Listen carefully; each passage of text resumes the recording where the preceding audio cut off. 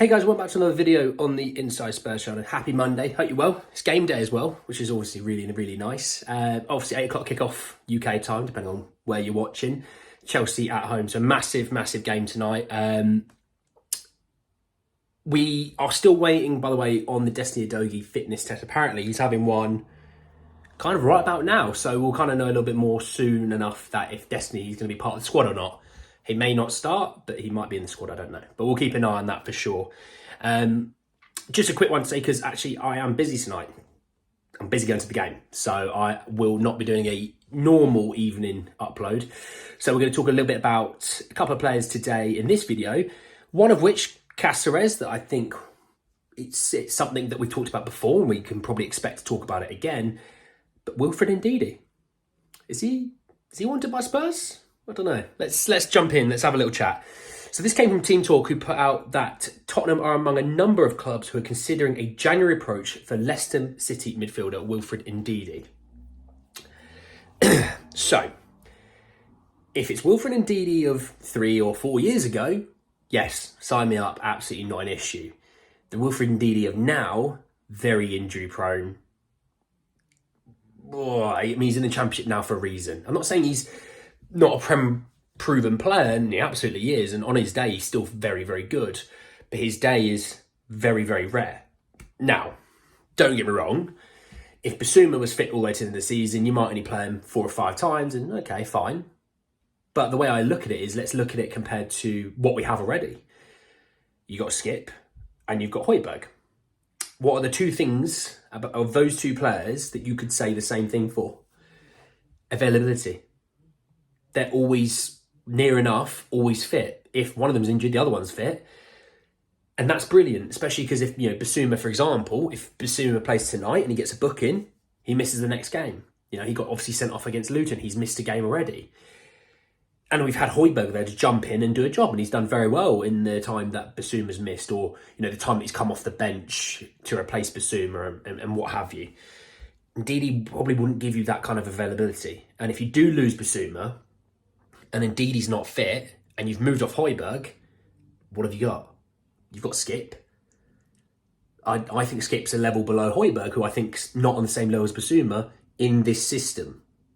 Key point there, because I know a few of you like Højbjerg. I'm just saying in this system, what Ange wants is a technical number 6. I think the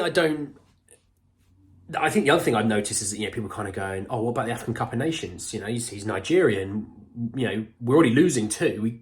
Why would we bring in a third to lose another one? Which I get to a degree, I do. Look, I think the way I look at it is if Ndidi could give you 6 months, injury-free, happy to play 10, 15, 20 minutes here and there, maybe Basuma gets a rest or a suspension or an injury, and Ndidi plays, maybe 3 or 4 games, and he's fit for all of it, I think it's a decent signing. But that is hell dependent on him just staying fit, which we've not seen any evidence in years that he can, So I don't personally see this is a move that we'll go after, nor, again, I don't see it being a smart move. Unless you're bringing him in for 6 months, whatever, or you're not actually just kind of saying, we're going to bring him in, we're still not moving on from another player unless we get a good option. So if we moved on from a Højbjerg, we still want to bring someone in to replace him, then I can kind of understand that. If you just want to add him in, I'm probably all right with him being added into that group.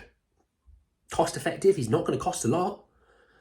I know Leicester are doing really well in the Championship, but because of injury issues, they're not going to expect 30, 40 million for him. They'll expect 5, 10 million maybe max for him. And 5 million on Ndidi's worth a punt probably. But that's all obviously if, Basuma stays fit and, if we keep a Højbjerg, unless you move him on and bring someone else in. If you're just expecting sometimes Ndidi to kind of play 5, 10, 15 minutes here and there, all for it. I just wouldn't I wouldn't be putting much money on him, playing serious minutes. That's all.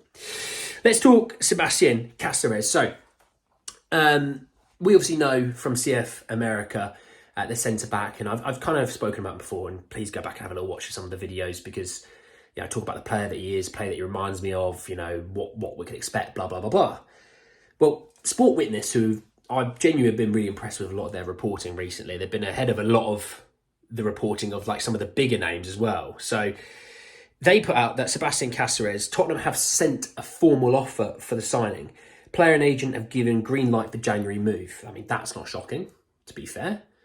You know, you playing in the South American leagues and you're kind of hoping to get into the European leagues for, no offence, the money, but also not only that, but the ability to maybe kick on and, play for some bigger clubs and what have you. Just drop my clicker. What I would say is in that, it makes sense for everyone, right? Just going to grab it. There we go. It makes sense for everyone, right? What I would say is it's not going to be a very expensive deal. So there's no reason why, maybe we don't go Cáceres route and we get him. I think you're probably looking at about £5 million. There's no reason why from there we don't go, I wonder if we can find another centre-back for a reasonable price. Maybe it's because you're going to be moving Dyer on and maybe you just want an extra body there, Maybe you look at someone from the youth setup, I don't know. But I'm not surprised by that report. You're going to be giving him a lot more money per week. You're going to give a decent amount of money to CF America. It kind of works for everyone, So I can kind of see that deal happening, if I'm honest. The Ndidi one, not so much. But for sure, I see Cáceres. So definitely an interesting one. I'd interested to see what you guys think on that one. So anyway, guys, that's the end of the video. Drop a like on the video if you did enjoy it. Him in the comment section below. Give me the Ndidi situation first. Would you want Wilfred Ndidi? Just interested to see if you agree with me or not. Also, let me know about the Sebastian Cáceres situation. Would you be happy if we moved him for him in January? Let's just see what you think about that. Subscribe to the channel if you are new and hit the bell notification for more. But anyway, guys, that's the end of the video. And I hope to see you all very, very soon. Take care, guys.